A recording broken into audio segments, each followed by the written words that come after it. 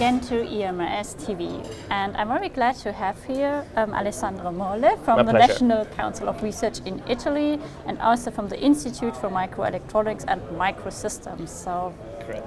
Thank you for being here. And well, my first question is regarding the conference itself. So, as a visitor to EMRS, do you have any highlights or that you had so far? Yeah, indeed it's a very broad conference, so you can find whatever you like actually in science and technology. But my topics preferentially is pretty much devoted to 2D materials because it's my topic of interest in my research everyday life, and also some application for silicon in nanotechnologies. So that nanotechnologies, especially with a focus on 2D materials. Mm-hmm. So what are your expectations to the conference? Well, okay, conference is a wonderful place actually to know people, you know, to see people and to understand what they want to do, what they can do, and also the value. So this is something that you can't appreciate actually from the social network and so on. But first of all, I received 2 invitations, so that my first commitment here was to make some dissemination my actual activity. Okay. And how about networking with other scientists, and also because it's a very interdisciplinary approach here. We have scientists from very different backgrounds. Yeah, okay. Interdisciplinary is definitely important nowadays, actually, because if you want to make something important, a breakthrough actually in science and technology, you should merge different skills altogether. Because one scientist is not able actually to keep everything together. So that collaborations are necessary for our work right nowadays. That's my thought, at least. And this is a good place actually to know what people is doing and what kind of conventions you can create, in your research, or even in what is definitely unexplored actually, because it's not planned. So that is fun actually to have this kind of network. Okay, so it's actually a good place also to see where your research could develop in. Right, I think so. Okay, that's good.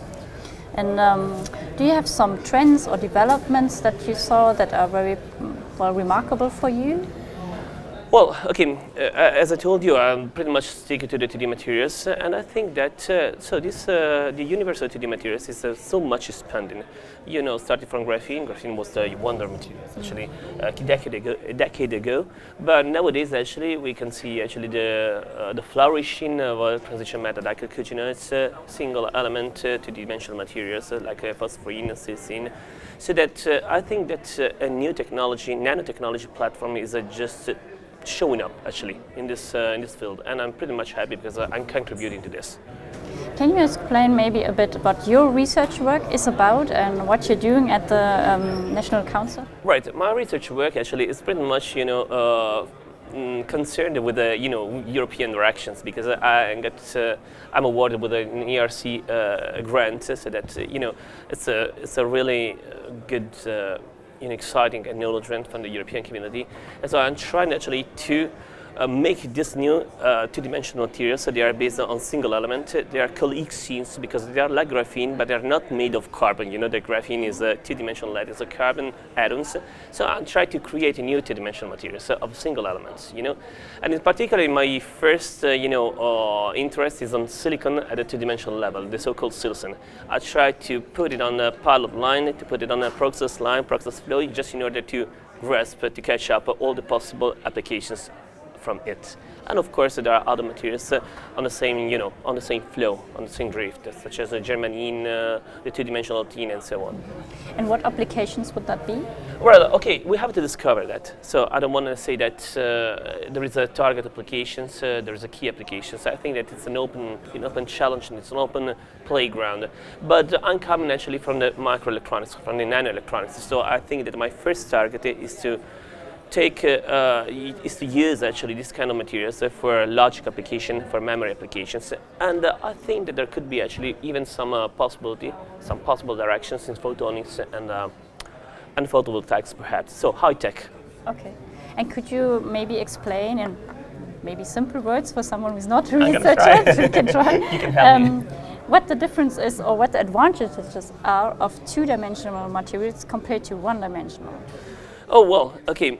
two-dimensional materials are pretty much compliant with the CMOS technology because they are flat, they are false, they are sheet that can be actually that could replace actually what is the channel, the planar channel just in a device right now, so that they are more compatible probably with the current technology. And I think that they have a more surface for those applications where you need surface, especially because you want to trap light, you want to have a much higher current, so that you can take benefit from this two-dimensional materials. But let me say that I don't want to have a so much focused view, because probably the good direction for the future is to merge them together, just in order to make adjustable, configurable, and mixable materials altogether. So 1D plus 2D plus 3D and whatsoever. Okay.